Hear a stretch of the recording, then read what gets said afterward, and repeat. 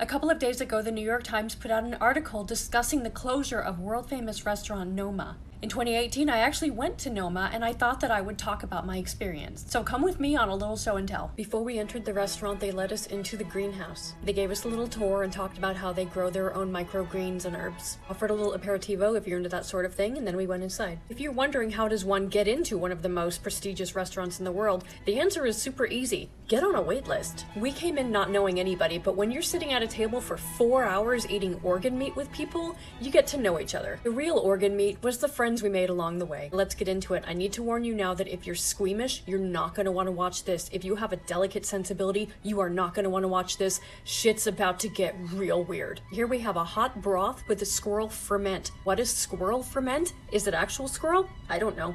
This stuff right here is all moss, and the idea is you kind of bury your face in the moss and you sniff as you drink it. Next course is a reindeer heart tartare, and it's buried underneath this bed of greens. Over here is an egg yolk dipping sauce with ants, and the idea is you pick it up with your fingers and you dip it into the sauce. Every course came with its own wine, and the wine was fantastic, but if you don't like wine, they also have their own homemade teas and juices. Here's the next course. It's more reindeer. It's reindeer sweetbreads wrapped in edible moss. They use moss a lot. Okay, remember the warning I gave you? If you're squeamish, you're gonna wanna stop now. This is a deep-fried reindeer brain wrapped in a leaf. I'm gonna open the leaf in the next photo, so get ready. Here it is unwrapped. You can't really see like the squiggles of the brain because it's battered. Obviously there's like a sauce. Here we have some skewered reindeer tongue. We are just eating every part of that reindeer. Okay, this white thing is a jellied pheasant broth. It's kind of like an aspic. And then next to it is caviar. Finally get to the first non-meaty thing. It's a pine cone salad. These little white things are walnuts. Next we have this delight. This is not a bug. This is actually fruit leather designed to look like a bug. If they mass produce this, the kids would love it. Okay, over here we have some dried plums and pheasant oil, and up here we have a rose hip. Pumpkin slow cooked in beeswax with morel mushrooms with a little chili and pheasant oil.